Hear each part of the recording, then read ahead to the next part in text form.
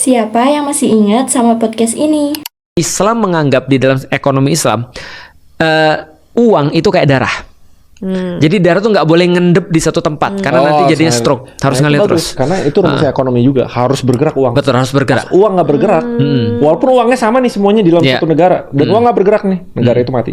Maksudnya gimana? Ayo kita bahas lebih lanjut.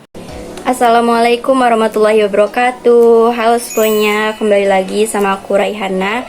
Hari ini kita akan membahas topik tentang peribahasa uang seperti darah dan bagaimana konsep ini berhubungan dengan materi kekayaan dan kepemilikan dalam ekonomi Islam.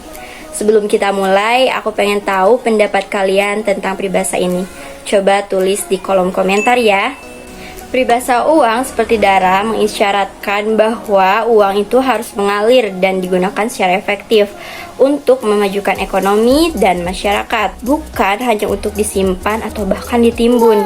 Mari kita lihat lebih dalam. Ketika pentingnya uang dalam perekonomian, di mana uang harus terus mengalir dan berputar seperti darah dalam tubuh, maka uang yang terhenti atau tidak mengalir dapat membahayakan ekonomi. Sama halnya dengan darah yang berhenti mengalir akan menyebabkan penyakit.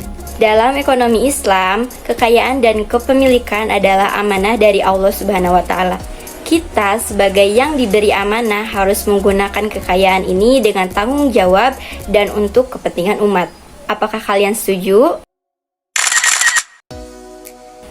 Salah satu cara untuk mengalirkan kekayaan adalah melalui zakat dan sedekah.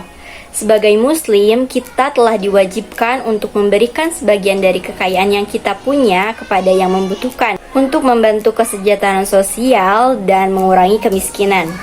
Wakaf juga merupakan bentuk penggunaan kekayaan yang bermanfaat.